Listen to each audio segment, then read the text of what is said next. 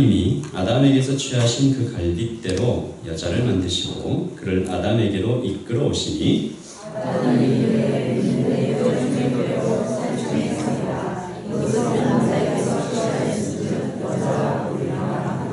이러므로 남자가 부모를 떠나 그의 아내와 합하여 둘이 한 몸을 이룰지로다.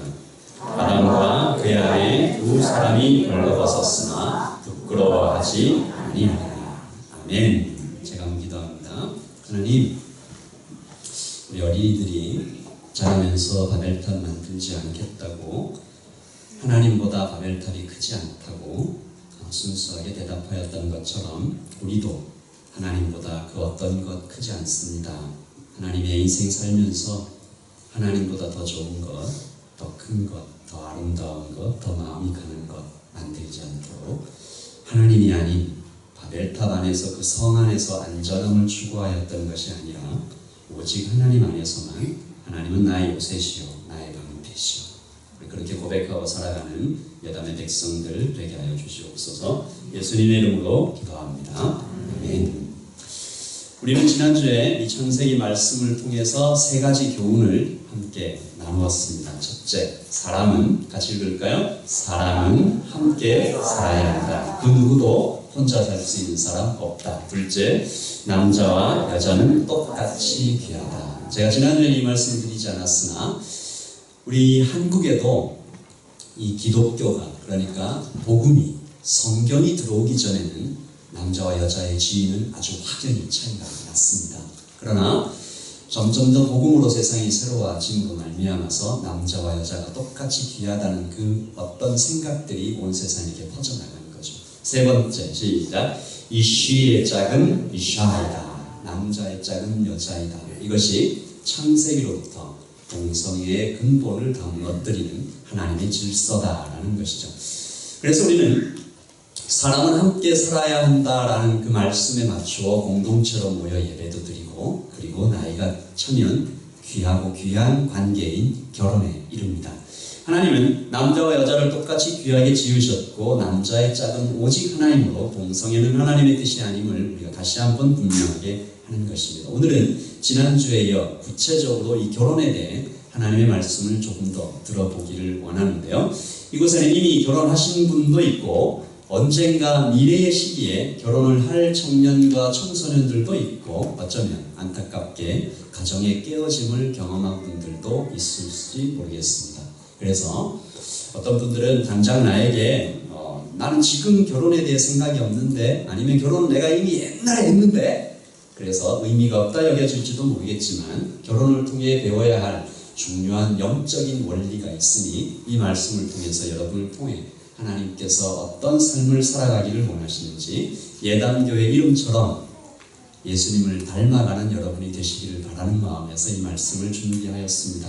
각자 처한 상황이 다를지라도 성령께서 여러분 한 분 한 분을 오늘 말씀으로 채워가시기를 예수님의 이름으로 축복합니다. 세 가지 영적 원리를 하나씩 좀 살펴보기를 원합니다. 첫째는 떠나라입니다. 하나님의 말씀 읽습니다. 시작. 이러므로 남자가 부모를 떠나 그의 아내와 합하여 둘이 한 몸을 이룰지로다. 이러므로 남자가 부모를 떠나. 여러분, 떠나라는 명령이 주어졌습니다. 아이에서 소년으로, 소년에서 청년으로 성장하다가 때가 되면, 결혼할 때가 되면 떠나라. 물론 결혼 전에는 부모의 권위 아래에 있는 것이 건강합니다. 하나님의 뜻입니다. 하나님의 말씀과 전혀 반대되는 경우가 아니라면 여러분은 부모님의 말씀에 순종하는 것입니다. 하나님은 그것을 여러분이 부모님의 뜻에 내 생각과 좀 다른데 부모님 생각이 좀 뭔가 좀 구식인 것 같은데 그래도 하나님의 명령이니까, 하나님이 부모를 공경하라고 했으니까 그래도 내가 하나님의 말씀을 따른다라는 마음으로 부모를 공경할 때 하나님은 그것을 부모에 대한 순종으로 받으신 것 동시에 하나님에 대한 순종으로 받아주십니다. 그래서 참 착하다라고 얘기를 해주시죠.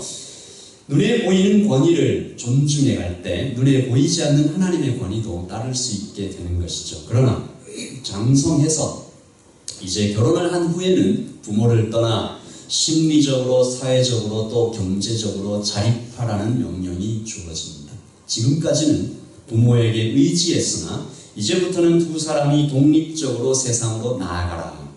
여러분, 왜 떠나야 할까요? 같이 있으면 편하고 좋은데 왜 떠나야 할까? 이게 부모님들에게도 좀 걸림돌이 될 수 있어요. 내 자녀들 그냥 평생 같이 살고 싶다. 여러분, 떠남이 성장에 꼭 필요한 과정이기 때문입니다. 떠나야 성장할 수 있습니다. 떠남이 없이 성장이 없어요. 엄마의 뱃속을 떠나야 태어납니다. 젖 먹던 것을 끊어야 음식을 먹을 수 있습니다. 집을 떠나야 학교에 갈 수가 있죠. 부모를 떠나야 부모가 될 수 있습니다.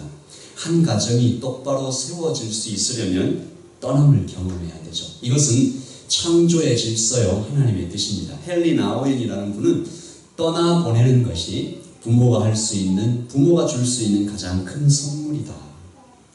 하지만 언제나 떠나는 것은 쉽지 않습니다. 고통스럽죠. 아직 준비되지 않은 것 같아서 두렵기까지 합니다. 여러분, 떠나면 부모에게도 자녀에게도 이게 참 쉽지 않은 겁니다. 경제적으로, 심리적으로 여전히 부모님의 도움이 필요하다라고 생각하는 자녀들이 있을 수 있습니다. 최근에 조금 된 이야기는 하지만 캥거루맘이라는 얘기 들어보셨죠? 언제나 내 품속에 계속 자녀를 데리고 있고 싶은, 부모는 품 안에서 놓지 못하고 자녀는 세상이 두렵고 대학에 갔는데 교수에게 전화를, 군대를 갔는데 상관에게 전화를, 직장에 가도 보스에게 전화를 해서 내 아들 내 딸을 부탁합니다. 왜 내 딸과 내 아들을 혼내십니까? 이렇게 전화하는 부모님들이 요즘 늘어나고 있습니다. 이런 패턴이 결혼 후에도 이어지는 것이죠. 그러면 성장하지 못합니다. 그래서 떠나야 합니다. 하지만 이것을 부모와 관계를 끊는 것으로는 오해하지 마시고 새롭게 만나는 거죠. 떠나간 자녀와 부모는 그리스도 안에서 새로운 관계로 다시 만나서 연합하고 가정과 가정으로 만나는 것입니다. 훌쩍 성장한 자녀와 부모가 다시 가정과 가정으로 만날 때 여러분은 하나님께 칭찬받을 것입니다. 너희가 다음 세대를 한 가정을 올바르고 충성스럽게 잘 세웠구나. 여러분이 떠남은 복음의 원리와도 연결되어 있습니다. 여러분이 떠남은 내려놓음과 같이 연결되어 있죠. 여러분 안전지대를 떠나실 때 주님을 더 뜨겁게 만날 수가 있습니다. 그리고 또 하나, 떠나라는 명령이 물론 여자에게도 적용되지만 특별히 이 명령이 남자에게 구체적으로 주어졌음을 주목해 보십시오. 이러므로 남자가 부모를 떠나. 이게 무슨 말일까? 여기 계신 모든 남자분들은 저를 주목하시고 귀에 잘 들으십시오. 이제 가정의 영적 리더는 남자다라는 것입니다. 너다. 이제부터는 네가 이 가정을 책임지고 인도하고 교육하고 보호하는 영적 제사장이 되어야 한다는 명령을 하나님은 창세기로부터 주셨다는 것이죠. 그러므로 지금 미혼인 남자들은 준비하십시오. 결혼식장에 들어가기 전 남자가 정말 가장 중요하게 그리고 가장 시급하게 가장 먼저 준비해야 할 것은 집도 아니고 차도 아니고 잘 준비된 영적 리더십입니다. 여러분이 이제 홀로 서서 하나님 앞에서 한 가정을 인도해야 할 만한 영적인 리더십을 갖추었는가? 하나님은 이 말씀을 통해서 여러분에게 묻고 계십니다. 그래서 사도는 교회의 가장 기초가 되는 직분인 집사를 뽑을 때 그 자격에 대해서 이렇게 말했습니다. 집사들은 한 아내의 남편이 되어 자녀와 자기 집을 잘 다스리는 자가 반드시 되어야 한다. 집사들은 한 아내의 남편이 되어 누구를요? 자녀와 자기 집을 잘 어떻게 다스리라는 거예요? 말씀으로, 영적인 권위로, 사랑으로 그렇게 한 자녀를 하나님의 말씀으로 양육하여 그가 성인이 되기 전에 정말로 한 준비된 영적인 리더로 설 수 있도록 너희 남자들이요, 너희 가장들이요 그렇게 준비해 가라는 것입니다. 그러므로 오늘 이 예배에 참석하신 모든 이 시인들에게, 남자들에게 말씀드립니다. 하나님을 더욱 사랑하십시오. 더 많이, 더 깊이 하나님을 알아가는 일에 여러분의 시간을 쓰십시오. 필요하다면 돈을 쓰십시오.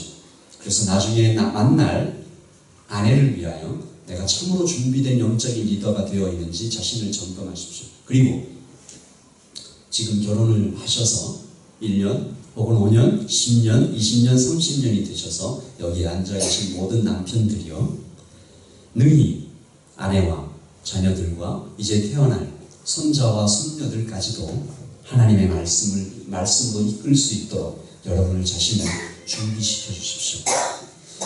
이 영적인 리더십, 한 가정을 영적으로 인도하는 것을 아내에게 떠맡기는 분들이 계십니다.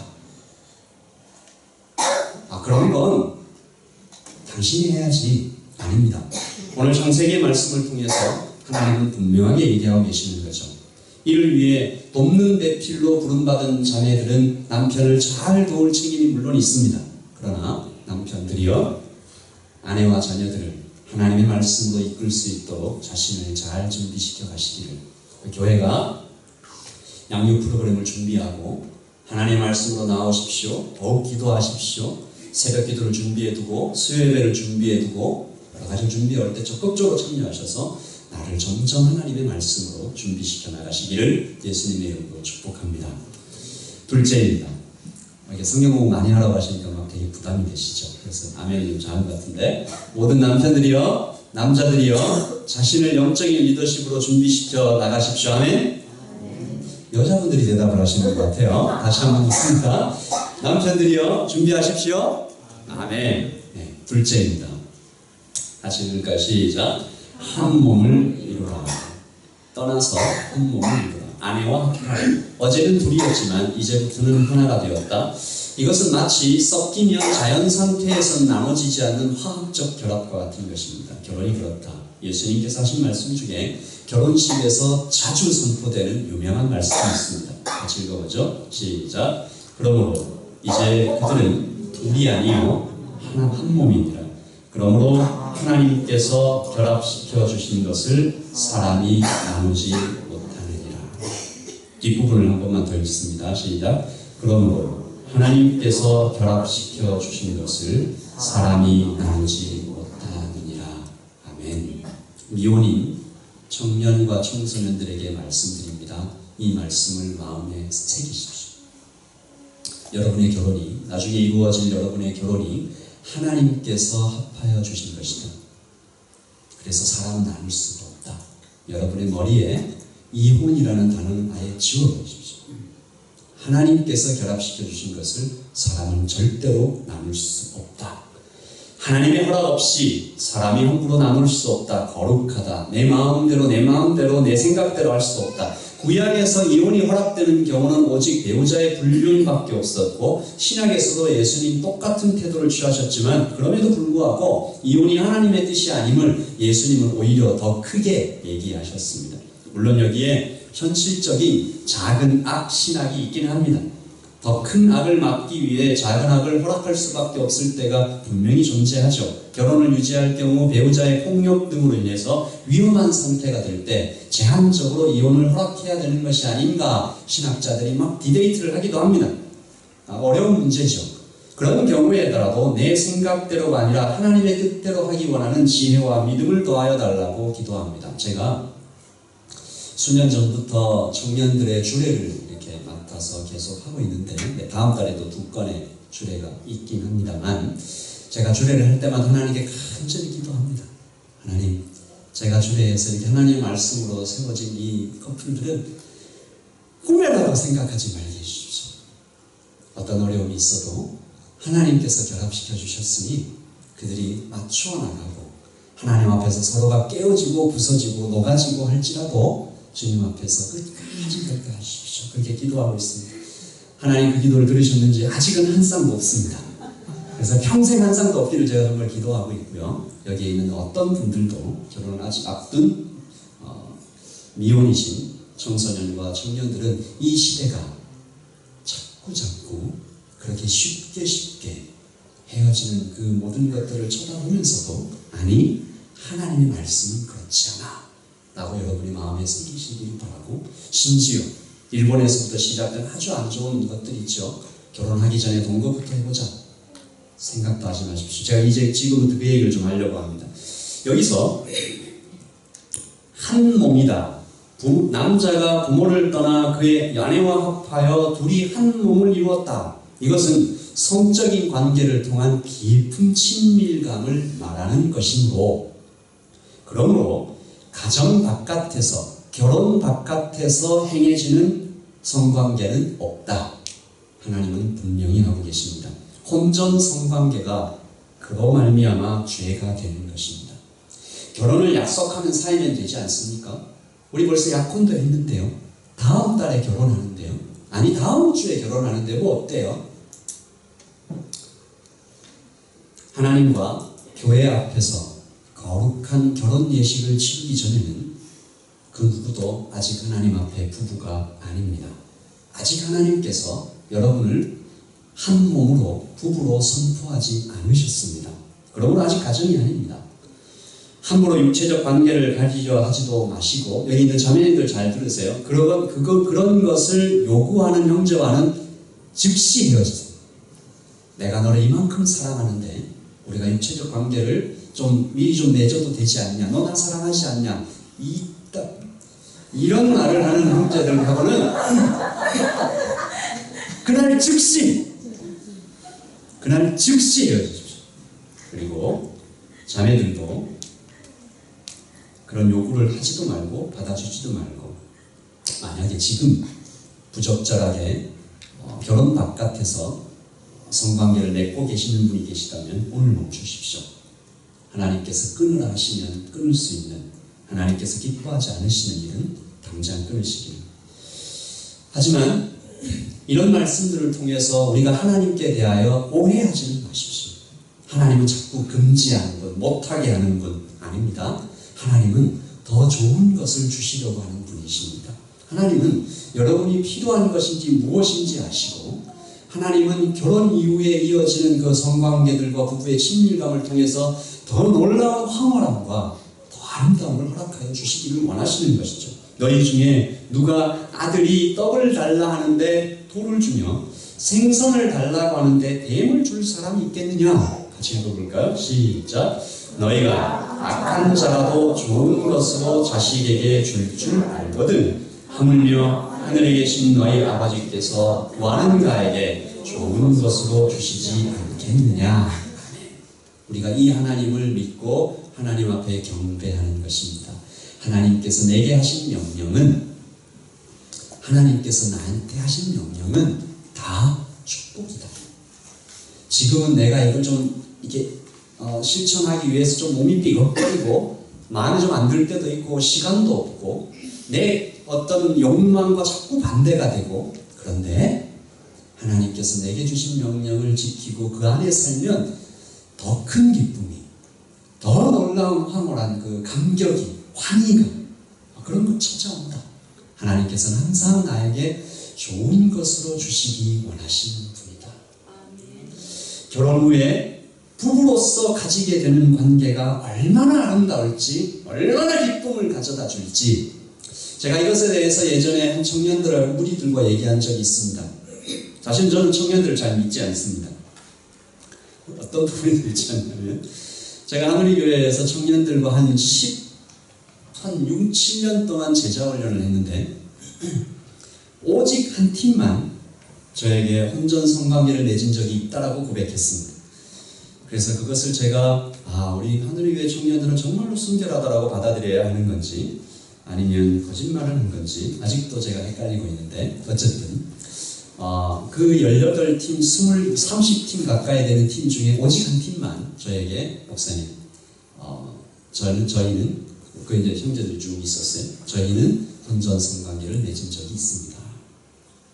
회개하고 주님 앞에 나왔죠. 그래서 제가 그때 그런 얘기를 했습니다. 이제라도 끊고 다시는 쳐다도 보지 말고 결혼 후에 부부로서 가지게 되는 관계가 얼마나 아름다울지, 얼마나 기쁨을 가지게 될지, 그것은 단지 육체와 감정만 있는 혼전 성관계와는 비교도 되지 않는 영과 혼과 육이 완전히 결합된 놀라운 경험이 될 것을 선호하라.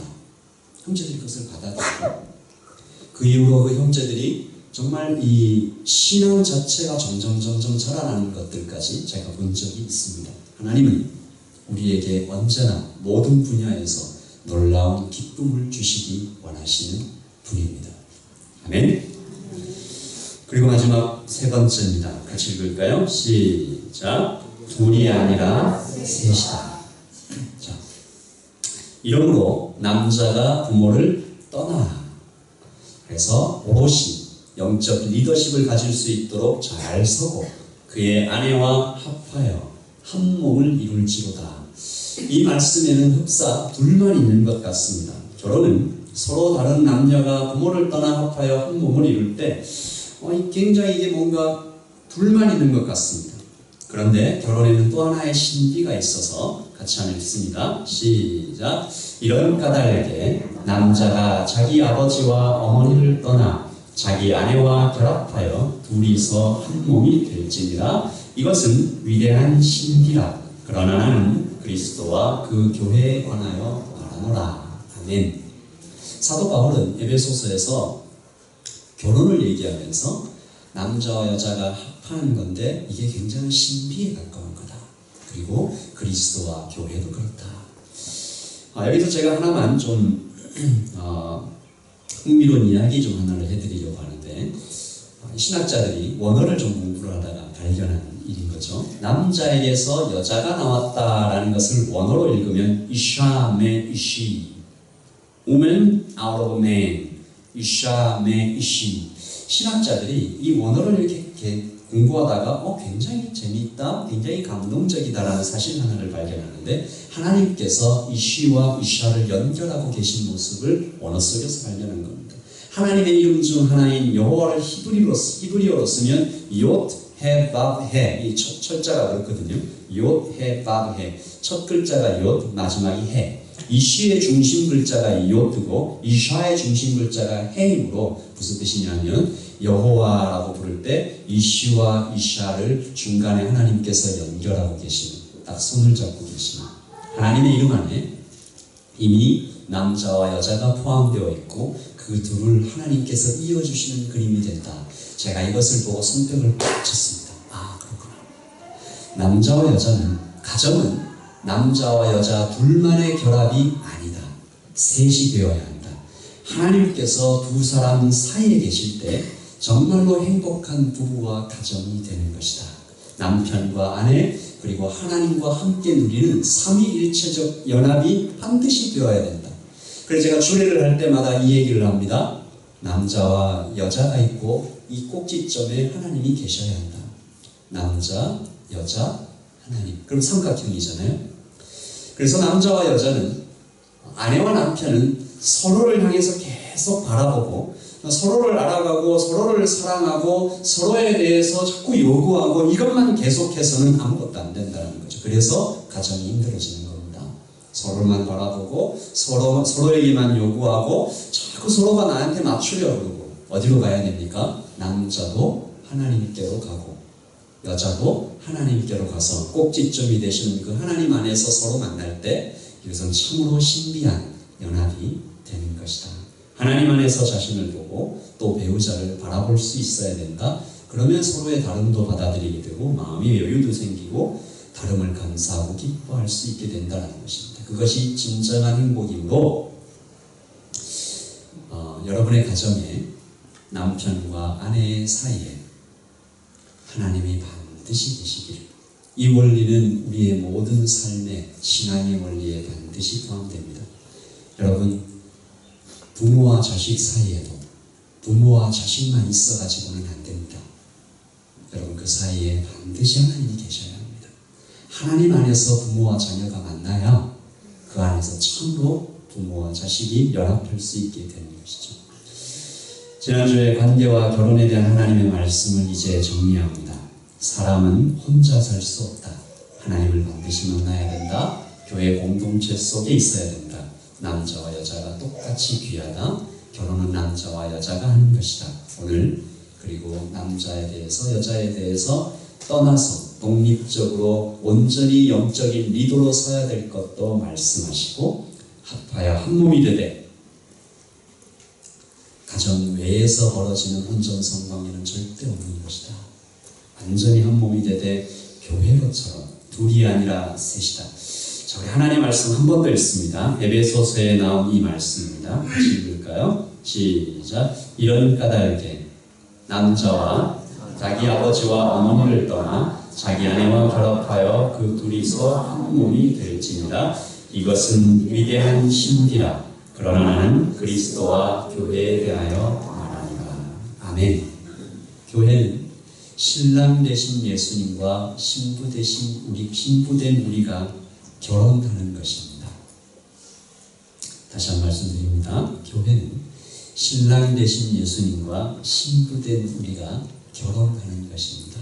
그래서 나눌 수 없습니다. 신부에게 요구되는 가장 중요한 가치는 순결입니다. 다른 사람 사랑하지 않는 것이지요. 오다 가다 만나는 것 아닙니다. 내가 네 안에, 네가 내 안에. 그래서 완전한 결합입니다. 그리고 또 뭐라고 얘기하십니까? 교회는 그리스도께서 머리가 되시고 우리가 그 몸의 지체가 되는 것입니다. 그분 안에서 지체로 만나 연결된 성도와 성도의 나눔도 이렇게 연합적으로 돼서 나눌 수 없다는 것이죠. 우리는 그렇게 생각합니다. 제가 이번 주 계속 그 점을 좀 묵상했습니다. 우리가 대부분 절대로 나눌 수 없는 관계를 부모와 자녀의 관계로 생각을 하지요. 근데 성경에는 부부도 나눌 수 없다라고 얘기하십니다. 거기서 조금 더 발전해서 교회도 나눌 수 없다라고 얘기합니다. 그럼 여러분 첫 번째로 돌아가 보십시다. 여러분 자녀를 이렇게 물끄러미 바라보고 있으면, 자는 모습을 이렇게 쳐다보고 있으면, 고온히 행복하게 자고 있는 모습이 있으면 너무 행복하잖아요. 그리고 생각하죠. 이 자녀가 나와 아무리 다투어도 내 생각대로 전혀 움직이지 않아도 그 자녀와의 관계를 끊을 수도 없고 미워할 수도 없고 나눌 수도 없고, 그래서 우리는 자녀를 키워가면서 그 자녀가 사춘기를 겪어가며 그 겪게 되는 모든 것을 통해서 하나님은 우리를 단련하십니다. 사춘기 딸을 키워보지 않은 자 인생을 논하지 말라, 뭐 이런 얘기도 있던데, 그것을 통해서 부모들을 이렇게 양육하시고 단련시키시고 더 나은 사람으로 만들어 가십니다. 이것이 부부에게도 똑같이 적용돼요. 나눌 수 없다. 하나님 앞에 있으니 절대로 나눌 수 없다. 그러면 성장하죠. 저 사람한테 내가 맞춰야 되겠다. 저런 상황이라도 내가 사랑해야 되겠다. 이게 여러분 교회까지 확장되는 것이 하나님의 복음입니다. 성도와 성도도 나눌 수 없다. 함부로 나눌 수 없다. 이것은 부모와 자녀 같은 관계 같은 것이다. 결혼 같은 것이다. 그래서 그 안에서 어떻게든 마음과 마음을 통하고 성도와 성도와의 관계 중에 1대1로 이렇게 만나지 말고 삼각형의 꼭지점 같은 데 가서 하나님 안에서 만나. 하나님이 이렇게 생각하시는데 당신은 어떻게 생각하십니까? 하나님 말씀 이렇게 말하는데 당신은 어떻게 받아들이고 계십니까? 내 생각이 아니라. 그러면 공명합니다. 얼마 전 수요예배 가운데 제가 이 말씀을 나눴습니다. 바울과 디모데 안에 있던 성령께서 공명하니까 마치 아버지와 아들 그 이상으로 서로를 사랑해갔다. 성도와 성도 간의 관계가 그렇습니다.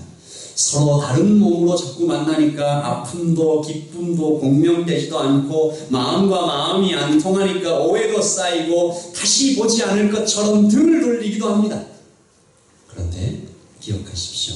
나와 내 자녀가 끊을 수 없는 것처럼, 나와 내 아내와 내 남편이 끊을 수 없는 것처럼 성도와 성도도 그리스도 안에 만나. 예담의 모든 성도들은 서로 1대1이 아니라 그리스도 안에서, 하나님 안에서 삼각형의 꼭지점처럼 만나서 예수님 안에 녹아지고 풀어지고 하나가 되고 한 몸이 되고, 성령께서 우리를 하나 되게 하시며 한 찬양으로, 한 성령으로, 한 몸으로, 한 마음으로 그렇게 나아가게 하시는 예수님의 말씀을 여러분의 마음속에 꼭 간직할 때 우리는 이 땅 오클랜드에서 사도행전 2장의 교회가 여기 이 땅에 오롯이 세워지는 것을 보게 될 것입니다. 소망을 담아서 같이 한번 읽죠. 시작. 날마다 마음을 같이하여 성전에 모이기를 힘쓰고 집에서 떡을 떼며 기쁨과 순전한 마음으로 음식을 먹고 하나님을 찬미하며 또 온 백성에게 칭송을 받으니 주께서 구원받는 사람을 날마다 더하게 하십니다. 아멘. 우리 예담이 이런 교회 되기를 원합니다. 이 교회가 오늘 말씀에 나타난 결혼의 신비로운 세 가지 영적 원리를 다 실천한 교회입니다. 떠났죠? 디아스포라. 한 몸이 되었죠? 그리고 둘이 아니라 셋이 됨을 마음속에 굳게 간직하고 그 땅에 아름다운 하나님의 교회를 세워갔던 것처럼 하나님께서 여러분에게 그 누구에게로 가라. 그 사람에게 복음을 전하라. 그러면 그 마음에 순종하시고 여러분의 것을 내려놓으라 하시면 떠날 줄도 아는 여러분 되시기를 바라며 교회 안에서 정말로 한 몸으로 지체처럼 손이 발 보고 못났다고 발이 손 보고 못났다는 그런 이상한 광경이 아니라 우리가 한 몸의 지체로 예수 그리스도를 머리로 세워가는 그런 교회 되시기를 예수님의 이름으로 축복합니다. 우리가 참 기도하죠.